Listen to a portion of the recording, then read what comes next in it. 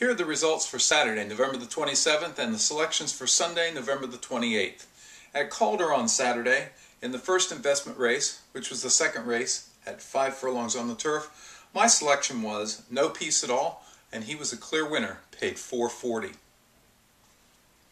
In the third race, a claiming non-winners of 3, I had at 1 mile and 70 yards, Indy's Pride, who I thought would go wire to wire. He didn't make the lead, and he ended up a well-beaten 7th. In the fifth race, I looked for Marquette Cat to get to the lead, slow the pace down, and hold on. Well, he got to the lead, he slowed the pace down, and then he lost to Johnny Jack, who I had his last time out, when he paid $12, and he paid similar today. Marquette Cat ran second. In the seventh race, I had Bridal Quest, was nowhere to be found from way back in the pack, didn't fire today. In the eighth, I had Manhattan Fox, who he had a perfect trip right up the rail, and he was a winner today, paid $4.60. So that was my second investment winner for the day. Brought us to the 10th race, which was my bet of the day. Cool Red Blue Hot went off at 1-9. He just cruised around the track.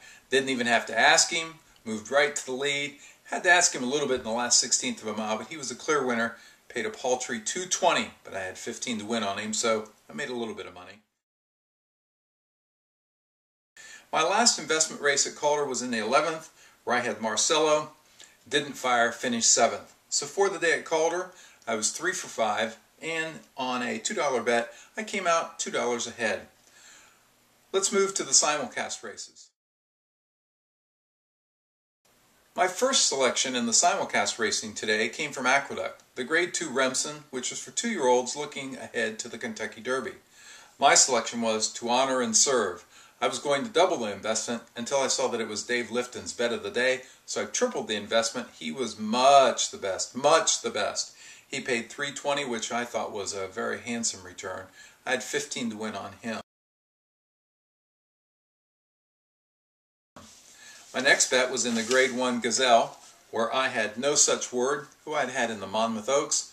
She just cruised 4 wide around the turn, no problem at all. Went off at 9-5. I cashed again.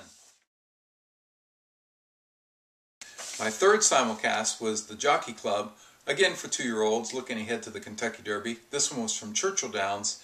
My selection was Astrology, looked to have the race in hand at the top of the stretch, but when asked, didn't come up good enough and finished a very narrowly beaten 3rd.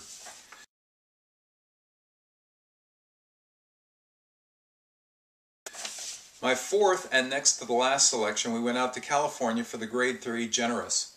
My bet of the day was Comma to the Top, who had been very impressive in his first 4 races on the main track. That's a synthetic surface out there, which usually transfers pretty well to the turf. He'd won by over 16 3/4 lengths in those races, and he looked to be the lone speed. Sure enough, wire to wire, 20 to win as a prime bet. Paid a nice $4, so I got back $40 on the day, and that ensured a winning day. The last race in the simulcast for me today was the Citation Handicap, a Grade 2 where I had Court Vision, who was coming out of the Breeders' Cup Mile. He set well back. I thought he was too far back, to be quite honest. Came with a late run after being 12 lengths beaten at the top of the stretch, and he was in a photo for the second.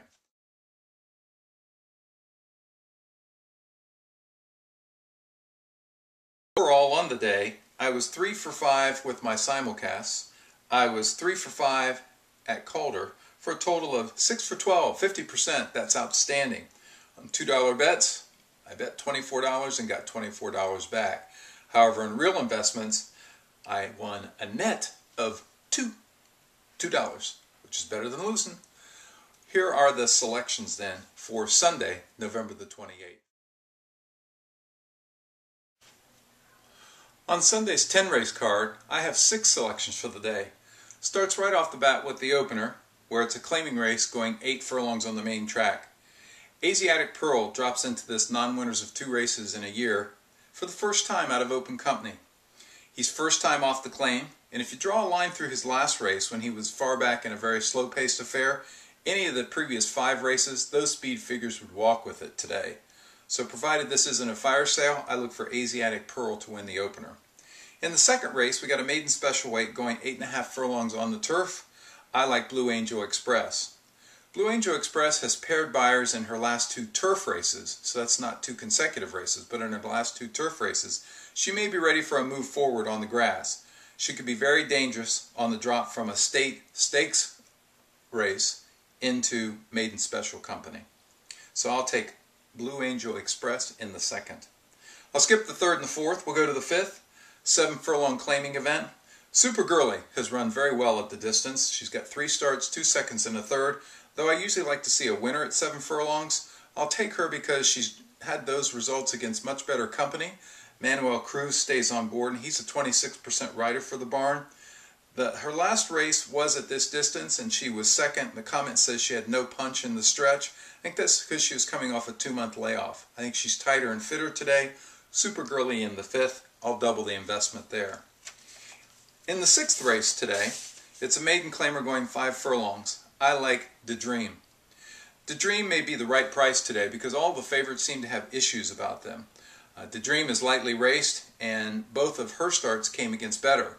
In her last start, she was on the turf sprinting, and the time before that, she was in maiden special weight on the dirt. It's the opener that appeals to me because she was right up on a 45 and change pace. If she runs that kind of a pace call today, she's going to be long gone. At 6-1, The Dream is the value play in the 6th race. In the 7th race, we're back on the turf going 1 mile and a 16th. My bet is double the investment on CC Serrata. CC Serrata has had 10 starts on the grass, has won 4 times and finished 2nd 3 times. She goes for Team Calabrese today, and although she's lost her last 2, those are both at 1 mile.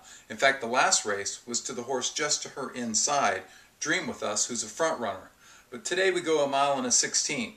And at 1 mile and a 16th, CC Serrata should be much better. Her closing kick should kick in, and she should be up in time to win. So that's CC Serrata in the 7th. The 8th is my final bet on the day, and I like Put Me First. Put Me First has 2 wins out of 3 tries at today's 7 furlong distance. What appeals to me is that she was a dominant winner of a non-winners of 1 allowance, 3 back. In her last 2 races, she's been in optional allowance claiming events for non-winners of 2. Today she gets back to the non-winners of 1 by racing for the price tag. I think that's good enough for her to win this condition again. So I'll take double the investment on Put Me First in the 8th at Calder. I'll pass the 9th and the 10th. We'll come back tomorrow night and see how we did for the day, and we'll sum up the week as well.